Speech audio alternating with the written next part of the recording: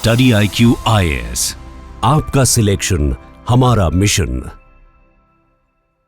India को external enemies यानी पाकिस्तान और चाइना जैसे देशों से तो खतरा है ही, लेकिन कई इंटरनल कॉन्फ्लिक्ट्स भी इंडिया में चल रही हैं जो कि इंडिया के लिए एक बहुत बड़ा चैलेंज है, जैसे जम्मू एंड कश्मीर, नक्सलिज्म या फिर नॉर्थ ईस्ट के अंदर इंसर्जेंसी। और नॉर्थ ईस्ट के अंदर जब हम इंसर्जेंसी की बात करते हैं तो हम नॉर्थ ईस्ट को देखते हैं कि वहां पर बहुत सारी ट्राइबल और एथनिक पॉपुलेशंस हैं। और नॉर्थ ईस्ट के अंदर एक इंपॉर्टेंट स्टेट है मणिपुर, जहां पे हमने देखा है कि पिछले 3-4 साल से लगातार दो कम्युनिटीज के बीच में आपस में क्लैश हो रही है, और ये कम्युनिटीज हैं मीतीज और कुकीज। इन क्लैशेस के चलते ही सरकार ने वहां प्रेसिडेंट रूल इंपोज किया था 1 साल पहले, और 6 दिन पहले ही सरकार ने इस प्रेसिडेंट रूल को हटाकर वहां फिर से एक डेमोक्रेटिक गवर्नमेंट एस्टैब्लिश की है। इस गवर्नमेंट एस्टैब्लिशमेंट के अंदर सरकार ने कई स्टेप्स लिए हैं जिससे वो एक तरह की हार्मनी लाना चाहती हैं डिफरेंट कम्युनिटीज के अंदर, उस पर हम आएंगे। लेकिन इस सरकार के एस्टैब्लिश होते ही 4 फरवरी को जब ये सरकार एस्टैब्लिश हुई है, उसके मात्र 6 दिन बाद मणिपुर की एक डिस्ट्रिक्ट है उखरुल, इस डिस्ट्रिक्ट के अंदर एक लिटन करके एरिया है, उसके अंदर दो कम्युनिटीज के बीच में आपस में क्लैश शुरू हो गई और इस क्लैश के अंदर कई लोग अपने घर छोड़ छोड़कर भाग गए हैं और वहां बहुत सारी आगजनी के भी इंसिडेंट सामने आए हैं। और ये जो कम्युनिटीज आपस में क्लैश कर रही है, इस बार ये मीतीज और कुकीज नहीं है, इस बार है कुकी कम्युनिटी वर्सेस तंगखुल नागा। तंगखुल नागा और कुकी कम्युनिटीज आपस में क्लैश कर रहे हैं। हिस्टोरिकली तो इनके अंदर भी आपस में क्लैशेस रहे हैं, लेकिन ये क्लैश एकदम से एक नया क्लैश है। यानी कि नई सरकार बनी थी प्रेसिडेंट रूल हटाने के बाद में, यह सोचकर कि शायद पीस आ गया होगा, लेकिन ऐसा पीस आता नजर आ नहीं रहा है। आखिर ऐसा क्यों है?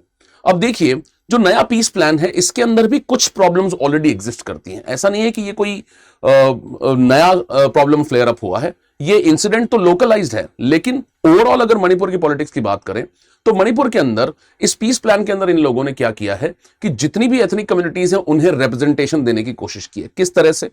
तो इन लोगों ने जो मेजॉरिटी कम्युनिटी है वहां की, जिसे मीतीज बोलते हैं, उनकी कम्युनिटी से सीएम का अपॉइंटमेंट किया। यानी कि वहां के सीएम, जिनका नाम है युमनाम खेमचंद सिंह, वो मीती कम्युनिटी से बिलोंग करते हैं, और इन्होंने 2 डिप्टी सीएम का फॉर्मूला, यानी कि एक ट्रायंगुलर फॉर्मूला है, सीएम होंगे मीती कम्युनिटी से, और जो 2 डिप्टी सीएम हैं, एक है कुकी कम्युनिटी से और दूसरे हैं नागा कम्युनिटी से।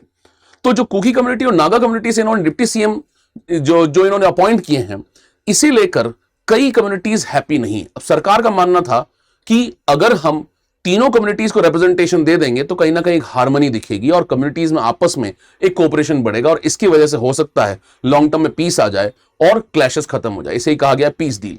लेकिन इसकी वजह से जो कुकी कम्युनिटी है, वो जो कि ऑलरेडी मीतीज के ट्राइबल स्टेटस की डिमांड को लेकर नाराज थी, जिसकी वजह से ऑलरेडी इतने सारे क्लैशेस चल रहे थे, उसी कुकी कम्युनिटी ने कहा है कि जो कुकी एमएलएज इस सरकार का पार्ट बन गए हैं और जो कुकी एमएलए डिप्टी सीएम बन गए हैं, वे कहीं ना कहीं कुकी कम्युनिटी के इंटरेस्ट को आगे फॉरवर्ड नहीं कर रहे हैं। इसी की वजह से they are very unhappy with the way in which the Kuki MLAs are participating in this present government. यानी कि प्रेसिडेंट रूल 1 साल रहा, उसके बाद में फिर से पॉलिटिकल गवर्नमेंट एस्टैब्लिश की, उस जो कि इलेक्टेड गवर्नमेंट है। इस इलेक्टेड गवर्नमेंट के एस्टैब्लिश होने के बाद भी इंटरनल कॉन्फ्लिक्ट्स, यानी कुकीज और कुकीज ही आपस में भिड़ रहे हैं, यानी कि उनकी इंटरनल फॉल्ट लाइंस हमें नजर आ रही है। और दूसरा, ये इंसिडेंट फिर से स्टार्ट हो गया जहां कुकी कम्युनिटीज ने नागा कम्युनिटी के साथ क्लैश करना शुरू किया। अब देखिए, नॉर्थ ईस्ट एरिया जो है एक बहुत ही यूनिक एरिया है। नॉर्थ ईस्ट के साथ प्रॉब्लम यह है कि नॉर्थ ईस्ट लॉजिस्टिकली कहीं ना कहीं डिस्कनेक्टेड है बाकी पार्ट ऑफ इंडिया से, क्योंकि वो एक नैरो स्ट्रिप से कनेक्टेड है, जिसे हम बोलते हैं चिकन नेक कॉरिडोर या सिलीगुड़ी कॉरिडोर। दूसरा, नॉर्थ ईस्ट कई सेंसिटिव नेबर्स से सराउंडेड है। आपने देखा होगा नॉर्थ ईस्ट के अंदर बांग्लादेश से बॉर्डर, नॉर्थ ईस्टर्न स्टेट्स के। बांग्लादेश के अंदर ऑलरेडी पॉलिटिकल इंस्टेबिलिटी है, और हम देख रहे हैं इस इंस्टेबिलिटी के अंदर अमेरिकन CIA का हाथ हो सकता है, और साथ साथ ISI का प्रेजेंस भी वहां बढ़ रहा है। दूसरा, म्यांमार के अंदर पॉलिटिकल इंस्टेबिलिटी है, यानी कि म्यांमार के अंदर अपने आप में भी इंस्टेबिलिटी है, और दूसरा, इन नॉर्थ ईस्टर्न स्टेट्स का जो बॉर्डर है म्यांमार के साथ में, वो बिल्कुल पोरस है। पोरस यानी कि anybody can easily go and come from this side to that side. दूसरा, नॉर्थ ईस्टर्न स्टेट्स दुनिया के सबसे बड़े ड्रग सेंटर, जिसे हम बोलते हैं गोल्डन ट्रायंगल, उसके क्लोज एस्टैब्लिश्ड है।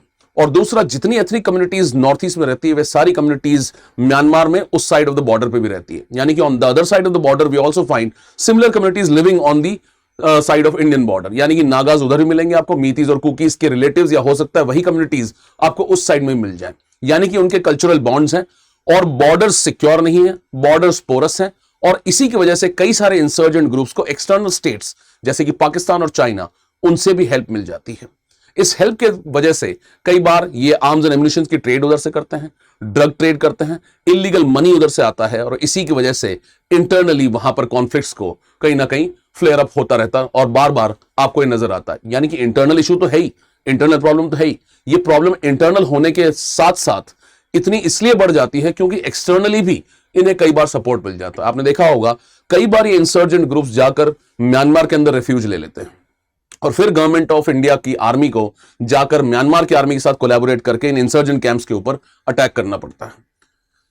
तो अब देखिए कि ऐसा आखिर एक्सटर्नल कंट्रीज क्यों करेंगी कि वो नॉर्थ ईस्ट को डिस्टेबलाइज करने की कोशिश करेंगी। आप देखते हैं नॉर्थ ईस्ट के अंदर अरुणाचल प्रदेश पर ऑलरेडी चाइना अपना क्लेम करता रहता है।